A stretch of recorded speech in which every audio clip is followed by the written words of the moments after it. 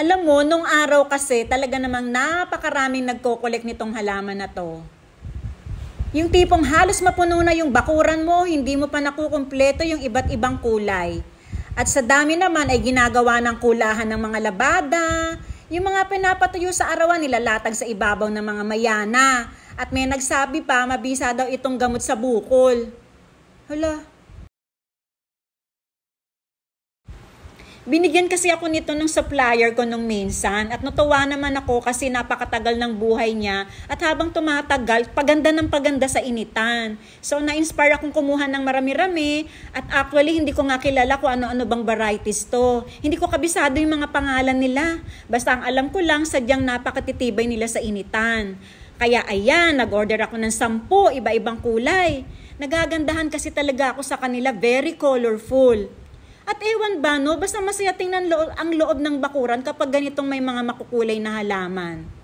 At syempre, dahil summer na nga, kailangan ko rin naman magdagdag ng mga halaman kahit paano, yung tipo bang nakakapagpalamig ng paligid. Diba? Kaya doon ko sila ihehelera sa labas. May mga plant rack ako doon na nasisinagan ng araw sa maghapon, kaya doon sila. Pero alam nyo ba, may nabasa akong article dito kay Mayana wala kung gaano katotoo. Pero mainam daw ito sa mga heart disorders like high blood pressure, sa respiratory disorder like asthma. Akala ko nga gamot lang sa bukol. Uy, pero syempre mas makabubuting sa doktor pa rin tayo magpasuri kung may nararamdaman tayo, ha? Mainam na yung sigurado tayo. Tingnan mo tong isang to, napakaganda ng kulay, oh.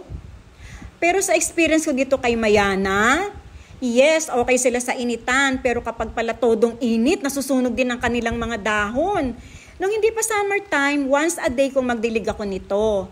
Pero ngayon sa sobrang init, hala, kinakailangan 2 times a day. Naku, kasi talaga naman, yumuyo ko ang mga dahon nila. Tuyong-tuyo ang lupa at nasusunog rin ang mga dahon.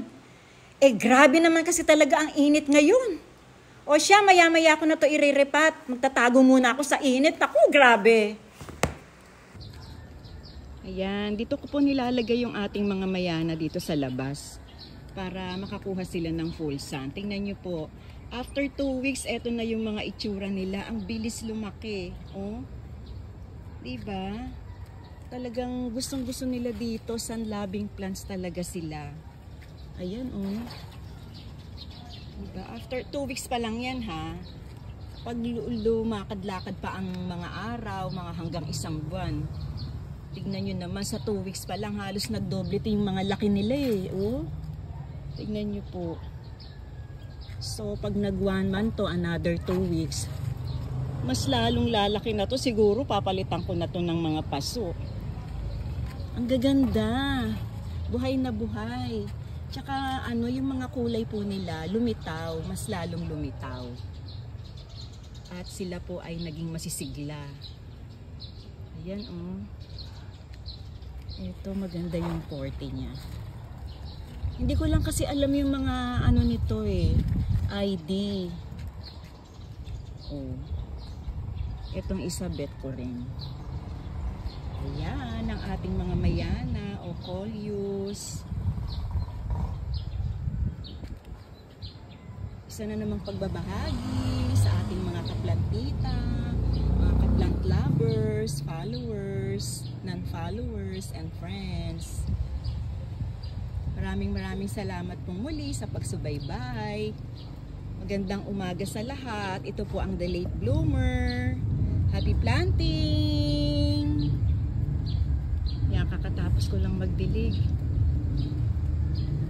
Kasi ang sikat ng araw, ayan na, ang bilis. Mataas na agad. Ito yung mga kamatis natin, ang lalago na. Oh.